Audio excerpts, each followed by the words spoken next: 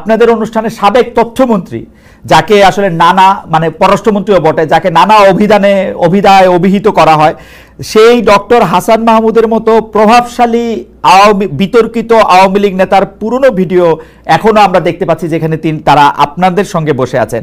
কেউ কেউ এমন মন্তব্য করছেন, যখন যারা ক্ষমতায় থাকে আপনারা তাদের সঙ্গে তাল মিলিয়ে চলেন। একটু আপনার মন্তব্য শুনবো। এইটা ভুল বলছেন। যখন যারা ক্ষমতায় থাকে ইসলামী আন্দোলন তাদের সমস্ত সমস্যাগুলি, দুর্নীতিগুলি তুলে ধরে, এটা বলতে পারেন। আচ্ছা, আপনি কি দেখেছেন সেখানে শুধু হাসান মাহমুদকে, সেখানে কি বুলু সাহেবকে দেখেন নাই? দেখছি, আমার পাশে দেখছি। তো সেটা বললেন না কেন? না, বুলু সাহেবকেও দেখছি। হাসান আমার স্বরাষ্ট্রমন্ত্রীর সাথে, স্বরাষ্ট্রের সাথে। জি, আপনি বলেন, আপনি শেষ করেন, তারপর আমি বলবো। আমি শেষ করি। আপনার হাসান মাহমুদ সাহেবের সাথে আমার বক্তব্য মানে আমাদেরকে বসতে দেখছেন, কিন্তু তারপরে আমি যখন বক্তব্য দিয়েছি তখন এই বক্তব্য দিয়েছিলাম সেটা তো তুলে ধরলেন না। ওই একই স্টেজ আপনি দেখুন সেই বক্তব্য। দুই দলের প্রতিনিধি এখানে এসেছেন, তারা প্রত্যেক দলের গুণকীর্তন করেছেন, আমার দল এইটা করেছে সেইটা করেছে। বিশ্বাস করি অবশ্যই আপনার দল এইটা করেছে সেইটা করেছে, কিন্তু আপনার দল কি পরিমাণে চুরি করছে সেই বক্তব্য আপনারা দিতে ব্যর্থ হয়েছেন। আপনাদের দল কিভাবে ধর্ষণ করেছে সেই সংখ্যা পেশ করতে ব্যর্থ হয়েছেন। যে আপনারা বিএনপি বলছেন আমরা এইটা করছি, আওয়ামী লীগ বলছেন আমরা এইটা করছি, কিন্তু কে কত দুর্নীতি করছেন সেটা তো বললেন না। ওই স্টেজে বক্তৃতা দিয়েছি, আপনি শোনেন সেই বক্তৃতা। সেই বক্তৃতা আমি বললাম সবাই আপনার বলতে এইটা, কিন্তু শায়ক ওই বক্তব্য অনেক বেশি সুগার কোটেড, নাম্বার 1। নাম্বার 2 হচ্ছে আপনি বঙ্গবন্ধুকে নিয়ে, শেখ হাসিনা যখন প্রধানমন্ত্রী ছিলেন সেই সময় যে বক্তৃতা করেছেন, এখন কি সেটা রিপিট করতে পারবেন বা রিপিট আপনি করতেছেন? শেখ হাসিনাকে নিয়ে আমি তারই কোনো বক্তৃতা করি। শেখ হাসিনাকে নিয়ে কোনোদিন প্রশংসামূলক। বঙ্গবন্ধুকে নিয়ে, শেখ সাহেবকে নিয়ে কেন বক্তৃতা করেছি, এটাকে এখন করবেন কিনা আবার 100 বার। শোনেন কেন করব সেটা আমি বলি।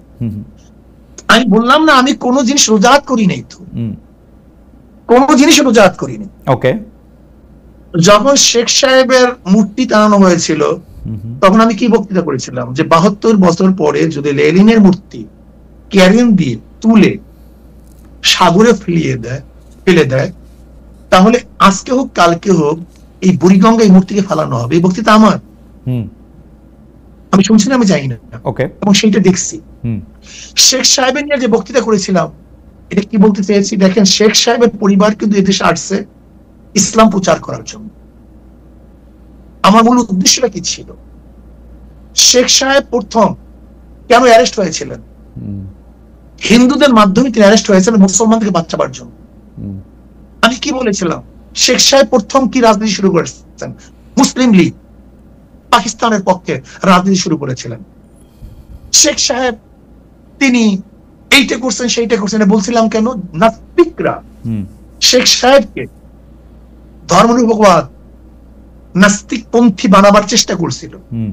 আমি আওয়ামী লীগকে তখন স্মরণ করে দিতে চাই, মূল ভুলবেন না, এদের পরিবার ছিল ইসলামের দাওয়াতে, কিন্তু সেখান থেকে ভেঙে যদি তারা নাস্তিকতাবাদ ধর্মনিরপেক্ষতা চাপিয়ে দেয় তার মানে নিজের সাথে সে আত্মঘাতী করছে। কাজে কেউ যদি বলেন শেখ সাহেব নাস্তিক কমিউনিস্ট, আমি বলবো তুই মিথ্যা কথা বলছো। সে একজন মুসলমান, সে একজন মুসলমান। শেখ সাহেব উত্তরসূরিরা একজন ধর্ম প্রচারক ছিলেন, ইরাক থেকে এসেছেন ধর্ম প্রচার করার জন্য। শেখ সাহেবের বাবা একজন দাড়িওয়ালা টুপিওয়ালা, তার দাদা একজন দিনদার, তার পূর্বপুরুষ সবাই মুসলমান। কাজে কেউ যদি বলেন শেখ সাহেব নাস্তিক কমিউনিস্ট, আমি বলবো তুই মিথ্যা কথা বলছো। সে একজন মুসলমান।